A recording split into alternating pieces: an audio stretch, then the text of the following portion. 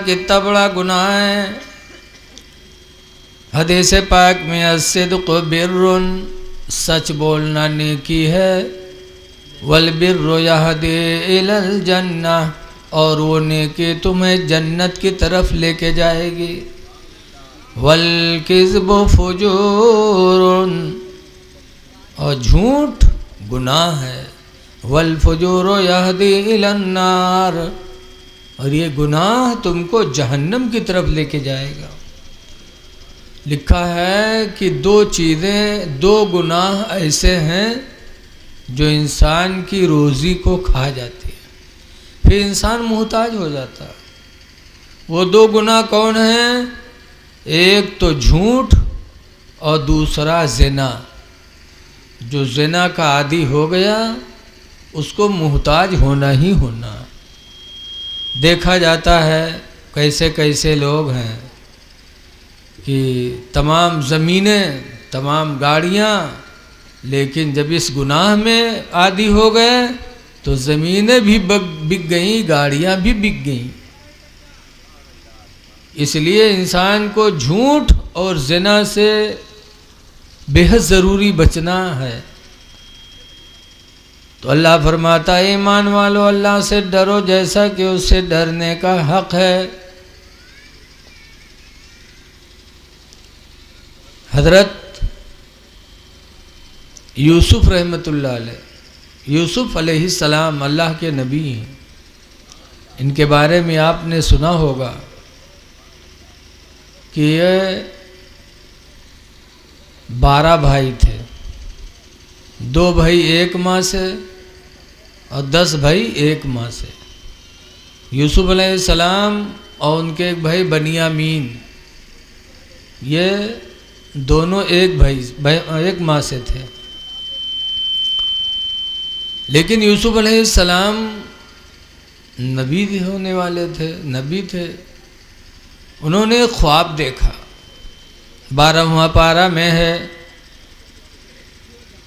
उन्होंने ख्वाब देखा तो कहा, या अबती इन्नी रअयतु 11 कौकबन वश्शम्स वल क़मर। ऐ मेरे अब्बा, मैंने ख्वाब देखा है कि 11 सितारे, चाँद और सूरज, रअयतुहुम ली साजिदीन, 11 सितारे, चाँद और सूरज मुझे सजदा कर रहे हैं। ये ख्वाब मैंने देखा। तो उनके अब्बा याकूब ने क्या कहा था? या बुनय्या ला तक़्सुस रुअयाका अला इख़्वतिका। ऐ मेरे बेटा, ये ख्वाब अपने भाइयों को न बताना। क्यों? भाई का दुश्मन भी होता है, बहुत बड़ा दुश्मन होता है। भाई का चाहने वाला भी बहुत होता है। फरमाया, या बुनय्या ला तक़्सुस रुअयाका अला इख़्वतिका फ़यकीदू लका कैदा। ऐ मेरे बेटे, तुम अपने भाइयों को ये ख्वाब न बताना, वरना वो तुम्हारे खिलाफ कोई तदबीर सोचेंगे। क्योंकि ये तुम्हारे नबी और बादशाह होने की निशानी है। 11 सितारों का सजदा करना, चाँद और सूरज का सजदा करना, ये इस बात की दलील है कि आने वाले वक्त में अल्लाह तुम्हें बादशाह बनाएगा। तो तुम्हारे भाई दुश्मन हो जाएंगे, बताना ना। और वही हुआ कि भाई लोग दुश्मन हो गए।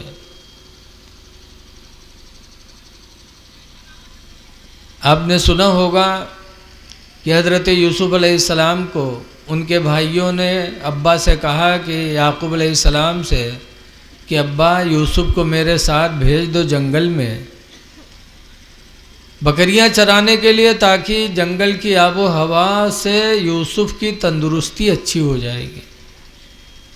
याकूब अलैहिस्सलाम ने कहा, ना, मुझे डर है कि जंगल की भेड़िया मेरी यूसुफ को खा न ले। कहा, अब्बा, हम 10 नौजवान हैं और हम लोगों के होते हुए यूसुफ को भेड़िया खा ले जंगल की? ऐसा कहाँ हो सकता है? आप भेजिए तो हम लोग हिफाजत करेंगे। याकूब अलैहिस्सलाम ने भेज दिया। तो याकूब अलैहिस्सलाम भेजने गए थे कुछ दूर, तो वही 10 भाई यूसुफ अलैहिस्सलाम को कंधे पे बिठा के लेके गए, और जैसे याकूब अलैहिस्सलाम की आंखों से आड़ हुए, जंगल में पहुँचे कि यूसुफ अलैहिस्सलाम को पटक दिया, और पटक के फिर मारने लगे। जिसके पास जाते कहते भाईजान कौन सी गलती मैंने की है, भाईजान क्या हुआ, क्यों मार रहे हो, कुछ सुनना नहीं। मारा और मार कर फिर कुएं में डाल दिया, कनान की कुएं में, कनान की जंगल में कुआं था उसमें डाल दिया, और उनका कुर्ता उतार लिया। और उतारने के बाद एक बकरी ज़बह की और उसके खून में उनका कुर्ता डिबोया, और डिबो करके फिर वो कुर्ता वतन लेके गए, और घर पहुँचे पर रोते चिल्लाते हुए याकूब अलैहिस्सलाम के पास रखा। कहा अब्बा हम लोगों ने बहुत बचाया, बहुत कोशिश किया, लेकिन जंगल की भेड़िया ने यूसुफ को खा लिया। तो याकूब अलैहिस्सलाम भी नबी थे, अल्लाह ताला नबियों को बहुत कुछ इल्म अता फरमाता है। याकूब अलैहिस्सलाम ने कुर्ता को फैलाया, फैलाने के बाद नज़र डाले तो फरमाते हैं कि जंगल की भेड़िया कितनी होशियार निकली कि मेरे यूसुफ को खा लिया और कुर्ते में दांत तक नहीं लगाया।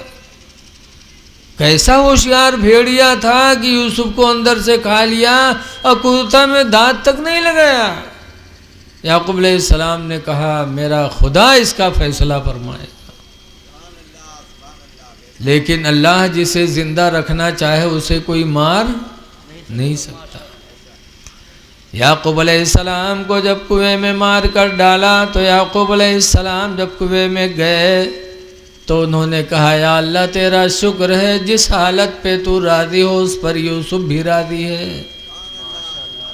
तो लिखा है कि जब यूसुफ अलैहिस्सलाम को छोड़ा था तो अल्लाह ताला ने जिब्रील से फरमाया था, जिब्रील जन्नत छोड़ो और एक जन्नती पत्थर इतनी जल्दी ले जाकर के नीचे रखो कि मेरा यूसुफ जाके उसी पे बैठ जाए। गए अंदर बैठ गए, अल्लाह का शुक्र अदा किया तो अल्लाह ताला ने उनको कुएं में भी महफूज रखा, उनके हुस्न की वजह से कुआं रोशन हो गया। इंसान को घबराना नहीं चाहिए। आज तो तनी की बीमारी है ही बकही या अल्लाह उठाए लो, या अल्लाह उठाए लो। ये जो कहा थे पक्के मक्कार हैं, मरे कोई नहीं चाहते, सिर्फ मुंह से कहा थे अल्लाह उठा लो, अल्लाह उठा लो। अच्छा बताओ ते मिला हो कोई मरक चाहत है माँ, हम मुँह नहीं चाहे थे। एक बुढ़िया रहा है वो के अक्कई लड़का, वो लड़का बीमार हो गया तो बुढ़िया रात भर बक गए, कहा या अल्लाह हमका उठा लो लड़कों को ठड़ियाई दो, या अल्लाह हमका उठा लो लड़कों को ठड़ियाई दो। पड़ोसी सुनत सुनत आजिज आएगी। भाई एक रात एक नौजवान काला चदरा ओढ़िस और खौफियाए कि बुढ़िया लंग दौरा। जब बुढ़िया लंग दौरा वह बुढ़िया खटिया से कूद के भाग, जब भाग तो उसका रगेदिस के रुक रुक, कहिस कुआ भैया कुआ, कहीं मलकुल मौत हो तो रूह निकाले आ रुक। तो बुढ़िया कहते हम नाए बीमारन भैया, वो तो लड़कवा बीमार है भैया, हम नाए बीमार हैं, वो लड़कवा बीमार है। देखो डैनिया कहीं अत्ते दिन कहा था अल्लाह हमका उठा लो लड़को ठड़ियाई दो, जब मलकुल मौत का देखे तो कहते हम नहीं बीमार है, लड़कवा बीमार है। मरना कोई नहीं चाहता है, लिहाजा ऐ लोगों मुसीबत आए तो सब्र करो, मरने की दुआ ना मांगो, मरने की दुआ मांगने के लिए इस्लाम ने मना किया है, जायज़ नहीं है। मौत तो आनी ही आनी है, मांगो चाहे ना मांगो। बहरहाल यूसुफ अलैहिस्सलाम खुदा के फैसले पे राज़ी रहे। तो एक काफिला जा रहा था, पानी की ज़रूरत पड़ी तो कुएं के पास पानी लेने गए, और जब कुआं में झांका तो देखा कि कुआं रोशन है, बड़ा खूबसूरत लड़का अंदर है। तो उन लोगों ने रस्सा डाल के यूसुफ अलैहिस्सलाम ने पकड़ लिया, बाहर निकाल लिया, और निकालने के बाद जब मिस्र की बाज़ार में पहुँचे तो देखने वालों की लाइन लग गई। या अल्लाह, इतना खूबसूरत लड़का ज़िंदगी में कभी देखा नहीं गया, कहीं सुना नहीं गया। यूसुफ अलैहिस्सलाम से ज़्यादा मर्दों में खूबसूरत कोई पैदा ही नहीं हुआ, और औरतों में सबसे ज़्यादा खूबसूरत आप लोग समझते हुए बम्बई की हीरोइनी है। औरतों में सबसे ज़्यादा खूबसूरत अल्लाह ने हज़रत इब्राहीम अलैहिस्सलाम की बीवी सारा को बनाया था, सबसे खूबसूरत। यूसुफ अलैहिस्सलाम जब मिस्र में पहुँचे तो लोग देखने वाले जुट गए। काफिला वालों ने उनको अंदर कर दिया तो लोग पैसा दे दे के देखने लगे। तो काफिला वालों ने यूसुफ अलैहिस्सलाम को बेचा, सोचा इनको बेचा जाएगा तो बड़ा रुपया मिलेगा। तो ऐलान कर दिया कि यूसुफ को बेचा जा रहा है, इन्हीं के बराबर चांदी ली जाएगी, इन्हीं के बराबर सोना, इन्हीं के बराबर मुश्क। तो इतनी कीमत कौन दे सकता है। लेकिन मिस्र की एक बुढ़िया चली थी। रास्ते में लोगों ने पूछा कहाँ जा रही हो, कहा सुना है कि यूसुफ मिस्र की बाज़ार में बेचे जा रहे हैं, उनको ख़रीदने जा रही हूँ। लोग हंसने लगा, कहा पागल हो गई है, यूसुफ को ख़रीद पाएगी? यूसुफ के बराबर सोना चांदी मुश्क लिया जाएगा, दे सकती है? तब बुढ़िया ने क्या कहा था, ये मालूम है कि मैं इतनी दौलत नहीं दे सकती, मैं गरीब हूँ, इतनी दौलत देकर एक अल्लाह के नबी को ख़रीद तो नहीं सकती हूँ, लेकिन जब क़यामत के दिन यूसुफ अलैहिस्सलाम के ख़रीदारों की फ़हरिस्त होगी तो उसमें मैं भी शामिल हो जाऊँगी। अल्लाह हो सकता है इसी वसीले से बख्श दे कि मिस्र में मेरा एक नबी बिक रहा था तो उसके चाहने वाले कितने लोग थे, कितनी खुश अकीदा बुढ़िया थी। इश्क सच्चा होना चाहिए। आज तो दावा है इश्क का। एक नवाब साहब थे, अपने महल में लेटे रहे, इत्तेफाक से एक चोर आएगा और चोर घुसा महल में और नवाब साहब का आवत रहा है खांसी। वो खांसी वह चोरवा जान इसका जागत है, कहा झट से नवाब साहब के तखत के नीचे घुस गया और नवाब साहब देख ली। जब देख लिए तो नवाब साहब कुछ खांसे, कुछ बगैर खांसी के खांसी, अखा थू वही के ऊपर थुक्का है, अखा थू, जैसे हमरे तुमरे थूक आवत है तो खटिया के नीचे थुक्का जाता है, ऐसे नवाब साहब खांसे वही के ऊपर थुक्का और ऊपर चुप है कि जब ये सो जाए तब भागे वरना बेजान जी हैं। और नवाब साहब कहाँ सोए वाले, जिनके घर में चोर घुसा हो कि नींद आई। रात भर नवाब साहब खांसा कहीं थूका कहीं थुक्कत थुक्कत थुक्कत थुक्कत बिल्कुल उका बर्फ़ के सिल्ली बनाई दी और बेचारा चुपे पड़ा। सुबह भय तो नवाब साहब की बीवी पानी लेके आई। जब पानी लेके आई धरे तो नवाब साहब थुक्कते रहे तो मेहरुए थुक मारी। जब उसके ऊपर थुकिन तो वह भड़क गए, कैसे अंधे हो गए, तुमको आदमी नहीं देखा था।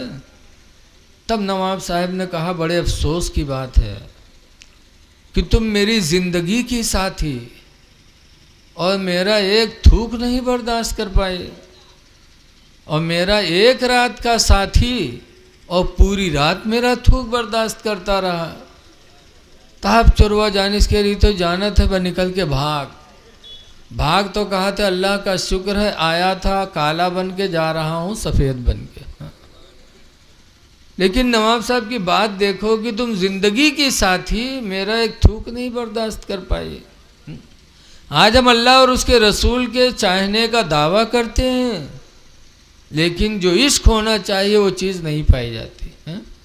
अगर अल्लाह के हम आशिक होते, नबी के आशिक होते तो आज अल्हम्दुलिल्लाह हमारी मस्जिदें सूनी नहीं रहती। बहरहाल यूसुफ अलैहिस्सलाम मिस्र की बाज़ार में बिके। ख़रीदा किसने? मिस्र के बादशाह ने ख़रीदा। और जब ख़रीद कर घर ले गए तो मिस्र के बादशाह की बीवी का नाम था ज़ुलेखा। ज़ुलेखा की शादी से पहले यूसुफ अलैहिस्सलाम की तस्वीर ख्वाब में ज़ुलेखा को अल्लाह की तरफ से दिखाई गई थी कि इन्हीं से तुम्हारी शादी होगी। लेकिन जब जुलेखा की शादी अजीज़ मिस्र से हुई, रुखसत होकर के वहाँ गई और जब अपने होने वाले शौहर का चेहरा देखा तो दिल बदजन हो गया कि अरे जो तस्वीर मुझे ख्वाब में दिखाई गई थी वो तस्वीर ये तो है ही नहीं। तो दिल मिला नहीं जुलेखा का अजीज़ मिस्र से, उसी तस्वीर की तलाश में थी कि यूसुफ अलैहिस्सलाम बिक करके जब जुलेखा के शाही महल में दाखिल हुए और जुलेखा की निगाह पड़ी यूसुफ अलैहिस्सलाम पर, तब जुलेखा ने अपने जहन में जो सूरत छपी थी उस सूरत को यूसुफ के सूरत से मिलाया। तब कहती हैं ये तो वही हैं जिनकी तस्वीर मुझे ख्वाब में दिखाई गई थी। बहरहाल जुलेखा यूसुफ अलैहिस्सलाम की दीवाना हो गई। बादशाह वक्त को हुक्म दिया कि एक शाही महल बनाया जाए, 7 कमरों का, 7 कमरे बनाए गए, एक में जाओ फिर दूसरे में फिर तीसरे में, 7 कमरों का एक महल तैयार हुआ। तब जुलेखा ने यूसुफ से कहा यूसुफ मेरे साथ चलो। गुलाम थे, चले गए, पहले कमरे में गए, दूसरे में गए, तीसरे में गए, चौथे में गए, 5वें में गए, 6ठे में गए, 7वें में जब लेके पहुंची जुलेखा तो यूसुफ अलैहिस्सलाम से गुनाह करना चाहा। लेकिन याद रखो जो अल्लाह को डरते हैं, जैसा कि डरने का हक है, वो गुनाह के करीब कहीं नहीं जाते। यूसुफ अलैहिस्सलाम ने फरमाया जुलेखा इस खुशी के महल को गम का महल न बनाओ। ऐ जुलेखा मेरा खुदा बसीरो समी है, इस बंद महल में भी मेरा खुदा देख रहा है। लेकिन जुलेखा न मानी। जुलेखा जब आगे बढ़ी, बजिद हुई, तो यूसुफ अलैहिस्सलाम वहाँ से भगे। जब भगे तो कमरे के ताले खुद ब खुद खुलते गए, दरवाजे खुलते गए। यूसुफ अलैहिस्सलाम का कुर्ता जुलेखा ने पीछे से पकड़ा, कुर्ता तो फट गया, लेकिन यूसुफ अलैहिस्सलाम रुके नहीं, यहाँ तक कि बाहर इज्जत व आबरू बचा के निकल आए। जब बाहर निकले तब जुलेखा पीछे से पहुँची और अपने शौहर के सामने रोने लगी। अब ऐसा रोई, कहती इस गुलाम की सज़ा क्या होगी जो आप के बीवी के बदन में हाथ लगाए? इसकी सज़ा क्या होनी चाहिए? इसने आपकी बीवी के बदन में हाथ लगाया। औरतों का मामला बिल्कुल पैंतरा बदलती है तो बदल ही देती है। खुद जाके यूसुफ अलैहिस्सलाम को बदनाम कर दिया। वैसा रोई कि लोगों को यकीन आने लगा। लागत आजकल औरतें बहुत जल्दी रोती हैं, लागत है दुपट्टा में लहसुन लगाए रहते हैं का फट से भल भल भल भल आंसू। जब जुलेखा रोने लगी तो ये हुआ कि इनकी सज़ा जेल होनी चाहिए। जुलेखा को जेल भेज दिया। बैठो बैठो। जेल चली गए। लेकिन जब अल्लाह ताला का खौफ कोई दिल में पैदा करता है और गुनाहों से बचने का इरादा करता है तो अल्लाह ताला उसके निजात का रास्ता भी पैदा फरमा देता है। अल्लाह कुरान में फरमाता मन यत्तक़िल्लाह, जो अल्लाह से डरेगा, यजअल लहू मखरजा, तो अल्लाह ताला उसके निकलने का कोई ना कोई रास्ता ज़रूर पैदा फरमाएगा। यूसुफ अलैहिस्सलाम खुदा से डरे और गुनाह से बचने का इरादा किया तो अल्लाह ताला ने उनके लिए रास्ता हमवार फरमा दिया। ऐ लोगों, खुदा से डरो जैसा कि डरने का हक है। हज़रत उमर फ़ारूक आज़म रज़ी अल्लाह ताला अन्हु खुदा से डरते थे। ऐसा डरते कि रोया करते थे, कहा करते थे या अल्लाह तुम मुझे इंसान न बनाता, काश दुनिया का कोई तिनका बना देता ताकि कब्र में मैं हिसाब देने से बच जाता। ये हज़रत उमर कहते थे, क्योंकि कब्र बड़ी अंधेरी कोठरी का नाम है। आला हज़रत इमाम अहले सुन्नत फरमाते हैं, खड़े हैं मुनकर नकीर सर पर, न कोई हामी न कोई यावर। खड़े मुनकर नकीर सर पर, न कोई हामी न कोई यावर।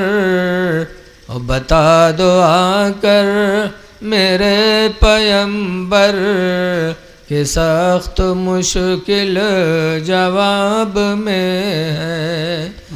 बता दो आकर मेरे पैगंबर के सख्त मुश्किल जवाब में है। हजरत उमर कब्र से इतना डरते थे कि अल्लाह तू मुझे इंसान न बनाता, कोई दुनिया का तिनका बना देता ताकि अज़ाब कब्र से मैं बच जाता। इसीलिए पूरी ज़िंदगी रोते रहे। हज़रत उमर का जब साल हुआ, उनके लाश को नहीं लाया गया तो देखने वालों ने बताया कि उनके रुखसार पर दो काले काले निशान पड़े हुए थे, आंसुओं के बहते बहते दोनों निशान काले हो गए थे, जो विसाल के वक्त मौजूद थे।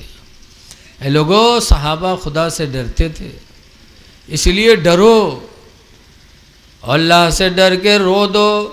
खुदा के डर में अगर रोए और आँख से आंसू निकल आए तो इंशाअल्लाह हमारी तुम्हारी बख्शिश की ज़मानत हो जाएगी।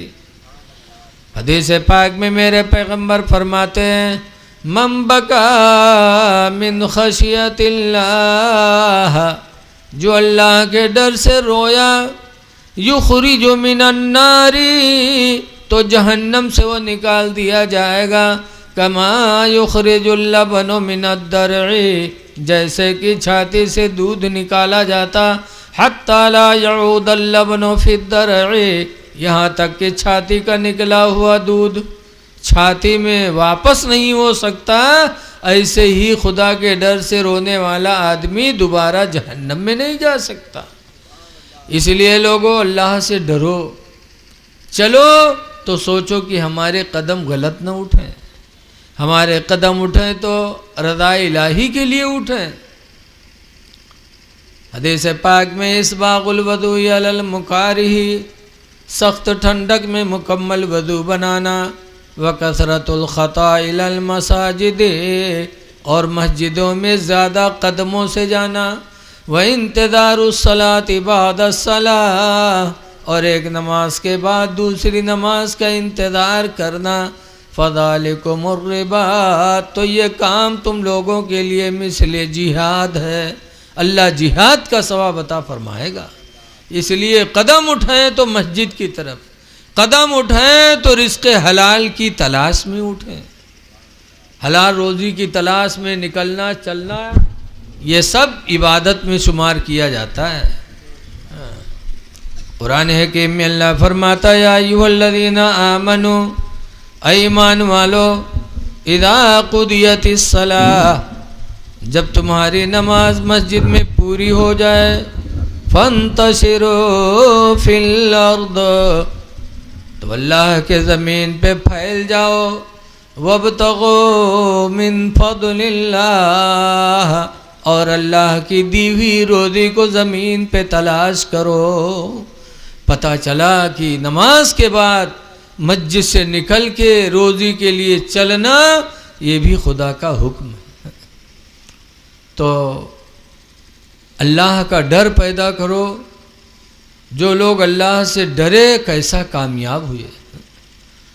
आज हर दुनिया में कोने कोने पे हज़रत हमज़ा ओवैसे करनी का तस्करा हो रहा है। क्यों? नबी करीम सल्लल्लाहु अलैहि वसल्लम का ज़माना पाया, दिल बहुत चाहा कि ला हुजूर को देख लें, सहाबियत का दर्जा हासिल कर लें। सहाबियों का दर्जा बहुत बुलंद है, लेकिन माँ थी, माँ की मोहब्बत में, माँ की खिदमत में हज़रत हमज़ा वैसे करनी नबी की ज़ियारत न कर पाए।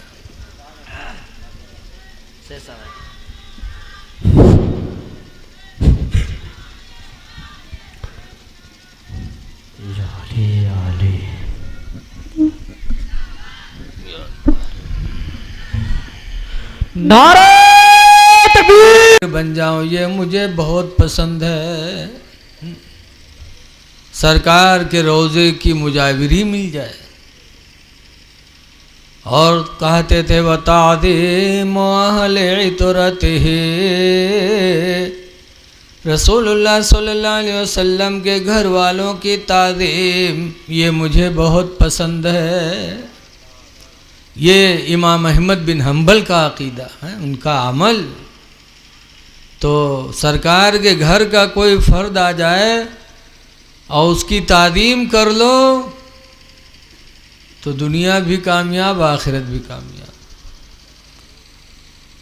बगदाद में एक पहलवान थे जिनका नाम है जुनैद बगदादी। क्या नाम था? बगदाद के करीब एक गांव, हाँ, जुनैद बगदादी बहुत बड़े पहलवान थे। तो बगदाद के बादशाह का ऐलान की हुआ था कि जो मेरे जुनैद की पीठ लगा दे मैं उसको इनाम से माला माल कर दूंगा। और जुनैद इतने तगड़े पहलवान रहे, इतने तगड़े कि अगर कोई पर गिर पड़े तो बचक नहीं रहे होगा। तो लोग कौन उनका मुकाबला करेगा? कोई नहीं। लेकिन बगदाद के करीब एक गांव था, वहाँ एक सैयद साहब थे। सैयद साहब को अल्लाह ने गरीबी में घेर दिया, अल्लाह की मर्जी। जब सैयद साहब गरीबी में आए, मजदूरी के लिए जाते थे, लेकिन लोग मजदूरी के लिए नहीं रखते कि सैयद हैं, काम कराएंगे, गुनाह पड़ेगा। तो मजदूरी के लिए बुलाया नहीं और किसी ने मदद भी नहीं किया। तो सैयद साहब बेचारे देहात छोड़ के बगदाद शहर चले आए कि यहाँ तो कोई मुझे पहचानेगा नहीं कि मैं सैयद हूँ, तो लोग मुझे मजदूरी के लिए रख लेंगे, तो मैं मजदूरी करके अपने बच्चों को पाल तो लूँगा। तो गए बगदाद शहर, चौराहे पर खड़े हुए, लेकिन अल्लाह की मर्जी और मज़दूर थे। सुबह शहर के लोग गए और लोगों को मजदूरी के लिए बुलाया, लेकिन सैयद साहब को किसी ने नहीं बुलाया। जब अकेले बचे, सारे लोग मजदूरी के लिए रवाना हो गए, सैयद साहब अकेले बचे तो आसमान की तरफ निगाह उठा के कहते, या अल्लाह, रिज़्क़े हलाल की तलाश में बगदाद शहर आया था, लेकिन अफसोस कि किसी ने मुझे नहीं बुलाया। और बड़े मायूस होकर के वहाँ से चले। तो कुछ कदम बढ़े थे तो कई लोग बैठे थे, आपस में बात कर रहे थे कि बगदाद के बादशाह का ऐलान है कि जो जुनैद की पीठ लगा देगा इनाम से माला माल हो जाएगा। लेकिन यार जुनैद बड़ा हैवी है, कौन जाएगा सामने? सैयद साहब ने सुन लिया। बस सैयद साहब बादशाह के पास पहुंच गए। कहा, आपका कोई ऐलान है? कहा, मेरा एक पहलवान है जुनैद, उसकी जो पीठ लगाएगा इनाम से माला माल कर दूंगा। सैयद साहब ने कहा, बुलाओ अपने जुनैद को। तो कहा, क्या करोगे? कहा, पीठ लगाऊंगा। बादशाह ने कहा, चले जाओ यार, दुबले पतले आदमी, जाओ। कहा, दुबला मत देखो, बुलाओ जुनैद को, मैं उसकी पीठ लगाऊंगा। ऐलान हुआ कि शहर बगदाद में एक नहायत दुबला पतला आदमी जुनैद की पीठ लगाने का चैलेंज करता है। बगदाद के लोग जमा हो गए। जब जमा हो गए तो मैदान में सैयद साहब भी उतरे और जुनैद बगदादी आए, हाथी की तरह झूमते झामते। जब करीब में सैयद साहब पहुँचे, तब सैयद साहब ने जुनैद से कहा था, जुनैद, मैं तुम्हारे नबी की औलाद हूँ, बच्चे मेरे फाका करते हैं। शहर बगदाद आया था कि रोज़ी कमा के बच्चों के लिए इंतज़ाम करूँगा खाने का, लेकिन अफसोस कि किसी ने मुझे बुलाया नहीं। मैं तुम्हारे नबी की औलाद हूँ, मुझे पीठ लगा लेने दो ताकि इनाम लेकर के अपने बच्चों के लिए रोज़ी का इंतज़ाम करूँ। अब मजमा था बहुत बड़ा, लेकिन दूर दूर था, वहाँ कहाँ सल्ला होता, कहाँ बात होता, कोई पता। तो सैयद साहब को जुनैद ने कहा था, जुनैद, सैयद साहब तुम मेरे सीने पे हाथ मारो, मैं नीचे चित हो जाऊँगा। सैयद साहब ने ऐसे हाथ मारा, जुनैद बगदादी चित, सैयद साहब ऊपर। बादशाह को ताज्जुब हुआ, अरे एक दुबले आदमी ने आके जुनैद को पटक दिया। बादशाह ने कहा दूसरी बार कुश्ती होगी। जब दूसरी बार लगे तो जुनैद बगदादी ने इशारा किया कि सैयद साहब आते आते मेरे कमर में हाथ डालना और धक्का देना, मैं चित हो जाऊंगा। फिर सैयद साहब पहुँचो, कमर में हाथ डाल के जो धक्का मारा जुनैद बगदादी चित, सैयद साहब ऊपर। बादशाह ने सैयद साहब को बुला करके इनाम इकराम से माला माल कर दिया। खुशी खुशी बगदाद से रवाना हो गए। तब जुनैद बगदादी को बुलाया और बुलाने के बाद बादशाह ने कहा जुनैद तुम्हारी पहलवानी पर तो मुझे नाज था और एक दुबले पतले आदमी को नहीं पटक सके। तब जुनैद ने कहा था कि मैं जुनैद हूँ, जुनैद, मैं सिम्र नहीं हूँ। वो सिम्र बदनसीब था जो करबला में हुसैन के सीने पे बैठा था। मैं सिम्र नहीं हूँ, मैं जुनैद हूँ। वो सैयद थे और मैं सैयद के सीने पे बैठूं। खुदा वो मेरे नसीब में दिन न लाए। वो सिम्र के नसीब की बात थी, बदनसीब था। मैं जुनैद हूँ, सिम्र नहीं हूँ कि सैयद के सीने पे बैठूं। बादशाह चुप हो गया। रवायतों में आता है कि जुनैद बगदादी गए, रात में जब सोए तो ख्वाब में रसूलुल्लाह सल्लल्लाहु अलैहि वसल्लम तशरीफ़ लाए और सरकार ने आके जुनैद की पेशानी पे हाथ रखा। कहा जुनैद तुमने मेरी एक औलाद की इज्जत की है, अल्लाह दोनों जहान में तुम्हें इसकी इज्जत अता करेगा। तो बगदाद में जुनैद बगदादी लेटे थे पहलवान बन के, और जब सुबह उठे तो अल्लाह के वली बन करके उठे। अल्लाह ताला ने उन्हें एक सैयद की तादीम के वजह से विलायत अता फरमा दिया। तो ये हमारे आपके बीच में हज़रत तशरीफ़ लाए, ये हमारे आपकी खुशनसीबी है। बहरहाल मैंने कुरान की एक आयत पढ़ी थी, मुख्तसर तौर पे सुन लो चूँकि हज़रत बैठे हैं। अल्लाह फरमाता वला तमूतुन्ना इल्ला व अंतुम मुस्लिमून, हरगिज़ हरगिज़ तुम न मरो मगर मुसलमान बन के मरो। मुसलमान बन जाओ। और मुसलमान की पहली पहचान है कि चेहरे पे उसके दाढ़ी हो। मुसलमानों ही से मेरे नबी ने कहा था कुस्सुस शवारिब, ऐ लोगों मोछों को कतरवा डालो, वअफुल्लुहा, और दाढ़ी को लंबी कर लो, बढ़ा लो, व खालिफुल मुशरिकीन, और मुशरिकीन की मुखालिफत करो। वो मोछें रखाते हैं, दाढ़ी बनवाते हैं, तुम मोछों को कतरवाओ, दाढ़ी को बढ़ा लो। ये किससे मेरे नबी ने कहा था कि मौलवी मुल्ला से सिर्फ कहा था? मुसलमानों से कहा था। लिहाजा आए लोगों दुनिया से जाओ इस हाल में कि तुम्हारे चेहरे पे दाढ़ी हो, ताकि देखने वाला भी देखे समझे कि आज दुनिया से कोई मुसलमान गया है।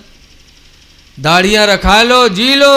दाढ़ी इस्लाम में इस्लाम की निशानी भी है, और जिसके चेहरे पे दाढ़ी होगी उसकी कब्र में रोशनी होगी। हज़रत अली शेर खुदा की दाढ़ी कितनी अच्छी थी। इतनी दाढ़ी थी हज़रत अली शेर खुदा की कि एक यहूदियों की जमात हज़रत अली की दाढ़ी ही देख करके कलमा पढ़ ली थी। यहूदियों ने कलमा पढ़ा था, इस्लाम को कबूल किया था, और आज हम अली के मानने वाले, आली आली करने वाले, और चेहरों पे दाढ़ी नहीं रखते। ऐ लोगों दाढ़ी रखा लो, जाओ दुनिया से तो मुसलमान बन के जाओ। इसमें बहुत से लोग बम्बई जाते होंगे। बम्बई में मेमनों के बच्चों को देखा होगा, आते हैं मस्जिद में नमाज़ पढ़ने, मेमन के बच्चे कारोबार करते हैं, दुकान करते हैं, और लेकिन जब नमाज़ पढ़ने आते हैं तो देखा जाता उनकी दाढ़ी पूरी पूरी है, जुब्बा पहन के आते हैं, टोपी लगा के, लगता है कि कोई आलिम दीन आए हैं। दौलत का शुमार नहीं, लेकिन फिर भी वो दीनदार बन के जीते हैं। और आज हमारे तुम्हारे पास कितनी दौलत है, फिर आज हमारे चेहरे पे दाढ़ी नहीं, और हइयो है तो खसखसी है। ये खसखसी से काम नहीं चलेगा। इमाम आदम अबू हनीफा रहमतुल्लाह अलैह के नज़दीक कम से कम दाढ़ी का एक मुश्त होना ज़रूरी है। मुसलमान की पहचान है दाढ़ी।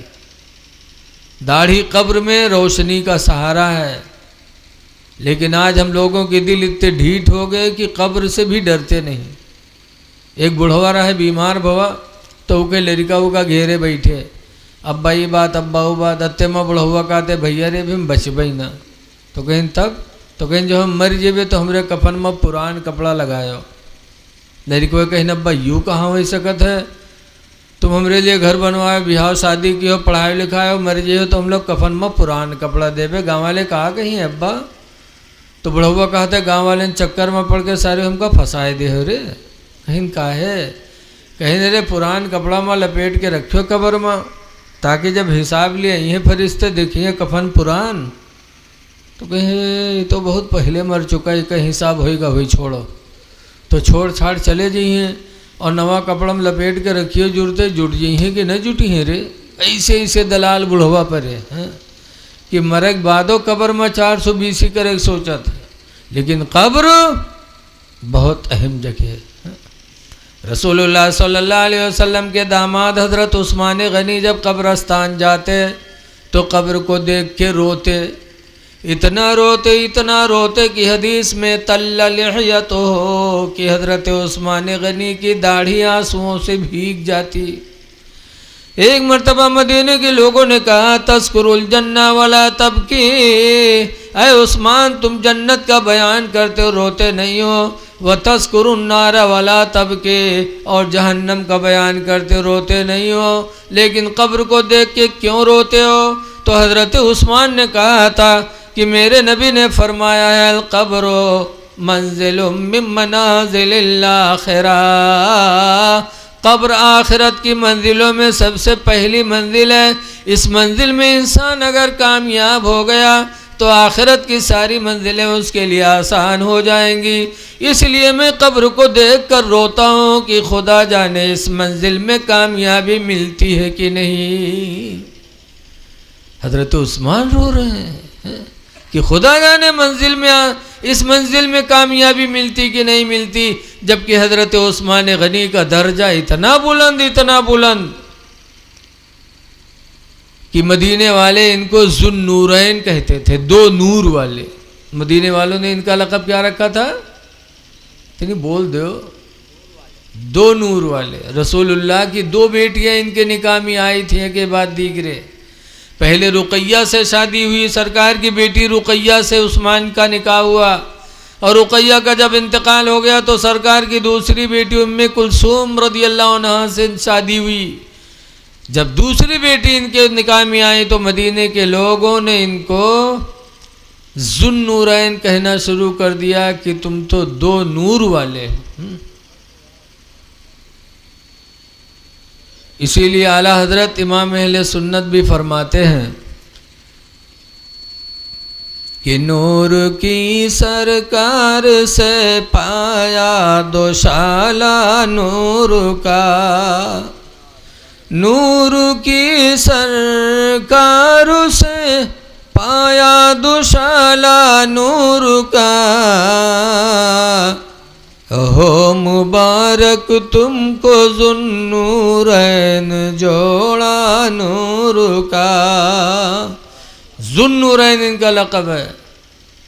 एक दफ़ा हुजूर सल्लल्लाहु अलैहि वसल्लम घर में लेटे थे तो हज़रत अबू बकर मिलने गए तो सरकार लेटे थे, उंगली ऊपर चढ़ी थी, लुंगी पिंडलियाँ खुली थी। हुजूर लेटे रहे। थोड़ी देर बाद हज़रत उमर गए तो भी हुजूर लेटे रहे।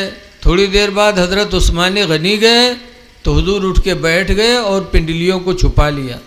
तो हुजूर की बीवी हज़रत आयशा ने कहा कि या रसूल अल्लाह, मेरे अब्बा अबू बकर आए तो आप ऐसे लेटे रहे, उमर रदियल्लाहु अन्हु आए तो आप ऐसे लेटे रहे, और उस्मान आए तो आप उठ के बैठ गए। तो हुजूर फरमाते हैं उस्मान से मैं हया करता हूँ, क्योंकि उस्मान से जन्नत के फरिश्ते भी हया करते। इतना बड़ा दर्जा जिनसे जन्नत के फरिश्ते शर्माए, वो उस्मान कब्र को देख के रोते थे, और इतना रोते थे कि दाढ़ी भीग जाती थी। ऐ लोगों, कब्र को देख करके इंसान को आखिरत की याद करना चाहिए। इसीलिए हुजूर ने फरमाया है ज़ोरुल कबूरा, कब्रों की ज़ियारत किया करो। लिअन्नहा तुज़क्किरुल आखिरा, इसलिए कि कब्र की ज़ियारत तुमको आखिरत की याद दिलाती रहेगी। तो मरो मगर मुसलमान बन के मरो। और मुसलमान की पहचान बहुत कुछ है। हुजूर से पूछा गया अय्युल मुस्लिम खैरुन, कौन मुसलमान सबसे बेहतर है?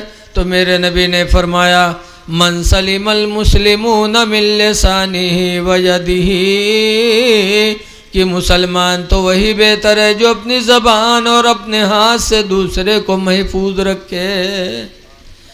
अपने हाथ से किसी को तकलीफ़ ना पहुँचाओ, अपनी ज़बान से किसी को तकलीफ़ ना पहुँचाओ, तो सबसे अच्छे मुसलमान आप हैं। लेकिन देखा जाता है आज हमारी माँ बहनें जहाँ बैठी हैं वह फसर दूसरे की बुराई, उके पतोइया ये मेयर है, उके बिटियावा ये मेयर है। और के बाद जब साखी शहादा होए लागे पूछी हैं लोग कि काहे कह रहा, तो कहे कोड़ियाए जी हम नहीं बोले रहन, आँखें फूट जाए हम नहीं कह रहा, कहबो करिए और कसमों खाए ले। किसी के खिलाफ जबान न खोलो, किसी की बुराई न करो। कुरान करीम में है अल्लाह यग़्तब बादुकुम बादा, तुम में का कोई किसी की गीबत न करे। अयवद्दु अहदुकुम मन याकुल लहमा अखीहि मैता, क्या तुम में का कोई चाहता है कि अपने मुर्दार भाई का गोश्त खाए? कुरान कहता है गीबत न करो। ये जगह अलगीबत अशद्दु मिनज़ ज़िना, ज़िना अलगीबत अशद्दु मिनज़ ज़िना, गीबत करना चुगली खाना ज़िना से भी बुरा है। तो अपनी ज़बान को बचाओ, अल्लाह से डरो। मुसलमान सबसे बेहतर वही है जो अपनी ज़बान और अपने हाथ से दूसरे को महफूज रखे।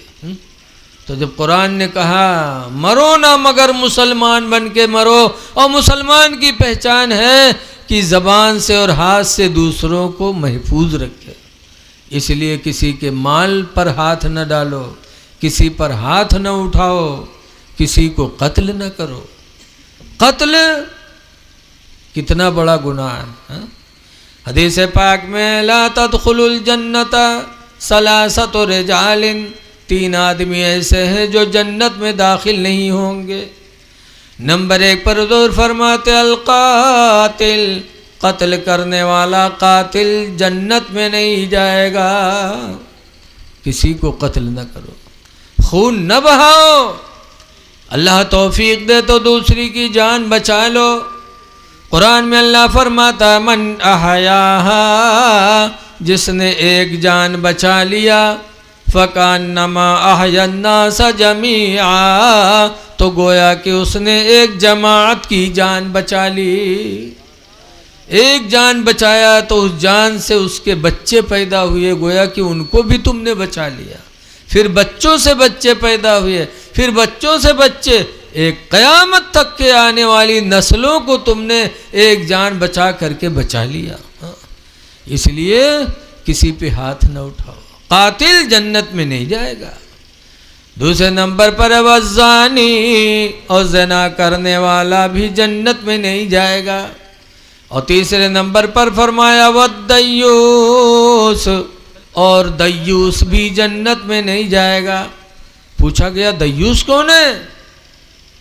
तो बताया गया दय्यूस वो इंसान है जिसकी बहन बेटी बेपर्दा घूमे, नंगे सर घूमे, बेपर्दा घूमे, और उन पर वो रोक न लगाए, वो इंसान दय्यूस है। और दय्यूस जन्नत में कभी नहीं जाएगा। इसलिए लोगों अपनी बहन बेटियों को नंगे सर न घुमाओ। रसूलुल्लाह सल्लल्लाहु अलैहि वसल्लम एक दिन जा रहे थे, हातिम ताई की लड़की जा रही थी, और हातिम ताई की लड़की इस्लाम नहीं लाई थी। रसूलुल्लाह सल्लल्लाहु अलैहि वसल्लम ने जब हातिम ताई की लड़की को नंगे सर जाते हुए देखा, तो सरकार आगे बढ़ करके अपनी चादर रहमत उठा के हातिम ताई की लड़की के सर पे डाल दिया। जब हुजूर ने अपनी चादर रहमत हातिम ताई की लड़की के सर पे डाला, तब उसके दिल पे असर पड़ा। सोचने लगी कि इनका मैंने कलमा भी नहीं पढ़ा, लेकिन इनकी रहमत का यह आलम कि मुझे नंगे सर देखना गवारा न किया, चादर रहमत मेरे सर पे डाल दी। तो हातिम ताई की लड़की उसी वक्त कलमा पढ़ ली, पुकार उठी, कहने लगी मोहम्मद खुदा की कसम आपका अखलाक बता रहा है कि आपकी नबूवत और रिसालत सच्ची है। मैं कलमा पढ़ती हूँ ला इलाहा इल्लल्लाह मुहम्मदुर रसूलुल्लाह सल्लल्लाहु अलैहि वसल्लम। ऐ मेरे भाई, जब रसूलुल्लाह ने हातिम ताई की लड़की के नंगे सर को देखना गवारा न किया, तो क्या हमारी आपकी बहन बेटी नंगे सर घूमेगी, बेपर्दा घूमेगी, तो क्या रसूलुल्लाह खुश होंगे? इसलिए कोशिश करो कि माँ बहन बेटियों को पर्दे में रखो। कुरान करीम सूरह नूर की आयत अल्लाह फरमाता ला युबदीन ज़ीनतहुन्ना, कोई औरत हरगिज़ अपनी जीनत को जाहिर न करे, इल्ला लिबुलतिहिन्ना, मगर अपने शौहर के सामने, औ आबाइहिन्ना, या अपने बाप के सामने, औ आबाई बुलतिहिन्ना, या अपने ससुर के सामने। इन लोगों के सामने औरत अपना बनाव संवार जाहिर कर सकती है, बाहर कहीं नहीं दिखा सकती। लेकिन आजकल की हमारी माँ बहनें मई जून के इतनी सख्त गर्मी और तवाजा पा जाते हैं तो फट से चलते हैं, अतने लेदी लेदन का लेके चलते हैं। बसमा कोनो पोकत है कोनो डोकत है, लेकिन इनके दावा तवाजा पर असर नहीं पड़ता। मेले में जाएंगी तो बन संवर के, शादी ब्याह में जाएंगी तो बन संवर के, और कुरान कहता है कि हरगिज़ अपना बनाव संवार के ही जाहिर न करें। लेकिन आज अफसोस है कि आज इस्लामी अहकाम हम में तुम में उठते जा रहे हैं। गुजारिश है मरो तो मुसलमान बन के मरो, और मुसलमान की पहचान है चेहरे पे दाढ़ी, पाको साफ रहना, साफ सुथरा रहो, पाक रह लो, खुदा जाने किस वक्त बुलावा आ जाए। हदीस पाक में अत्तुहुरु निस्फुल ईमान, पाक रहना आधा ईमान है। आधा ईमान तो सिर्फ पाकी में है। पाको साफ रहो, किस वक्त बुलावा आ जाए पता नहीं है। जैसे किसी कहने वाले ने कहा है कि कोई गुल बाकी रहेगा ना चमन रह जाएगा, कोई गुल बाकी रहेगा ना चमन रह जाएगा, और एक रसूलुल्लाह का दीन हसन रह जाएगा। और हम सफीरो बाग में हैं कोई दम के चहे, हम सफीरो बाग में हैं कोई दम के चहे, और बुलबुलें उड़ जाएंगी सोना चमन रह जाएगा। आप हजरात से गुजारिश है कि देखो रमज़ान का महीना आने वाला है। हदीस में बताया गया, हुजूर फरमाते हैं कि मुसलमान रमज़ान के आने पर खुश होता है। मुसलमान रमज़ान के आने से खुश होते हैं और रमज़ान के जाने पर मुसलमान गमगीन होते हैं। तो है मुसलमानों, रमज़ान का महीना आने वाला है, खुशियाँ मनाओ कि रहमत व बरकत का महीना आने वाला है। इसलिए रोज़ा रखो, बहाना न बनाओ। रोज़ा से कभी आदमी कमज़ोर नहीं होता। हमारे तुम्हारे बाप आदम अलैहिस्सलाम जब जन्नत से ज़मीन पे उतारे गए थे तो गोरे थे, लेकिन कुछ दिनों के बाद काले हो गए। जब काले हो गए तब अर्ज़ किया, परवरदिगार जन्नत में था सफ़ेद था, रुए ज़मीन पे भेज दिया मैं काला पड़ गया। तो अल्लाह ने फरमाया था, आदम अगर वही हुस्न चाहते हो तो अय्याम 20 के रोज़े रखो, रोज़ों की बरकत से हम तुम्हारा हुस्न वापस कर देंगे। अय्याम 20 के रोज़े, अय्याम 20 कौन है? अरबी महीने की 13, 14, 15 तारीख़। इन तीनों तारीख़ों में चाँद की रोशनी भरपूर होती है, इसीलिए इनको अय्याम 20 कहते हैं, सफ़ेदी के दिन। इन दिनों में रोज़ा रखो, हम तुम्हें हुस्न अता करेंगे। हमारे तुम्हारे बाप आदम अलैहिस्सलाम ने वो 3 रोज़े रखे तो अल्लाह ताला ने उनका हुस्न वापस फरमा दिया। तो जब हमारे तुम्हारे बाप आदम रोज़ों की बरकत से हुस्न वाले हो सकते हैं तो हम उनकी औलाद हैं, रोज़ा रख करके हमारा हुस्न गायब कहाँ होगा। इसलिए आने वाले दिनों में रोज़ा रखो, भूखों को खाना खिलाओ, अल्लाह के बंदों पे रहम करो। हज़रत अबू हुरैरा की हदीस है कि रमज़ान के एक रोज़े की इतनी बड़ी फजीलत है कि 300 रोज़े की फजीलत कितनी होगी। रमज़ान के एक रोज़े की बरकत से अल्लाह ताला मुसलमान को जहन्नम से इतना दूर कर देता, इतना दूर कर देता, जैसे कि कोई कौवा का बच्चा पैदा हो और उड़ने लगे और उड़ते उड़ते कौवा का बच्चा बूढ़ा हो जाए। इस ज़माने में जितनी दूर तक उड़ जाएगा उतनी दूर तक अल्लाह जहन्नम से एक रोज़ा के बदले में मुसलमान को दूर कर देगा।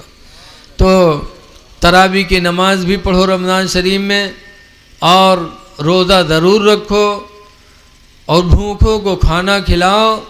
हदीस में आया है कि जो भूखों को खाना खिलाएगा क़यामत के दिन जन्नत उसे पुकारेगी। ख़ास तौर से अपने मस्जिद के इमामों का ख्याल रखो। अक्सर देखा जाता है इमाम साहब दावत पे भेजी है, आज के जाओ फलनवा के कह दो इमाम साहब के दावत है, तो कहीं आज हम बहरेज जे तो कह दो दूसरे कुआं खाए ले काल देखा जी।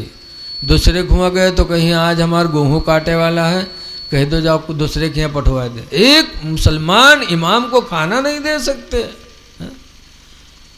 बड़े अफसोस की बात है। जबकि हदीस में आया मुतइमिल जियान, भूखों को खाना खिलाने वाले को क़यामत के दिन जन्नत पुकारेगी। एक गांव रहा, इमाम साहब रहे, तो पूरा गांव इमाम साहब के चंदा दे, खाना खवावे, इफ्तारी भेजे। और एक घर वो गांव में ऐसा रहा है कि वो घर वाला कबहू न इमाम के दावत लिहिस, न इफ्तारी दिहिस, न चंदे दिहिस। इमामों साहब जान गए कि गांव में अगर कोई दुश्मन है हमारा तो फलनवा है।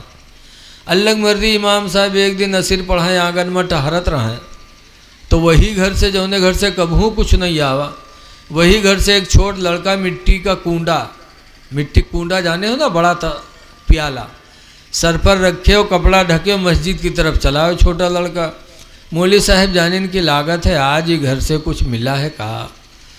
जैसे वो आवा उठा कूंडा रखे, मौली साहब पलथी मार के बैठे, उका निकारिन कागज हटाइन तो देखें पूरा कूंडा खीर से भरा।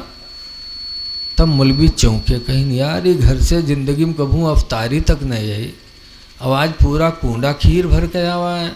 तो मौलवी कहे लागे लड़कवा से कि आए रे तोरे महतारी का अगर हमरे खातिर खीरे पठवे के रहे तो कोनो पियाली में पठाई दिए होत, कोनो पलियट में पठाई दिए होत, ये पूरा कूंडा भर के काहे पठाई से कहा भैंसा वैसा हुई कहा।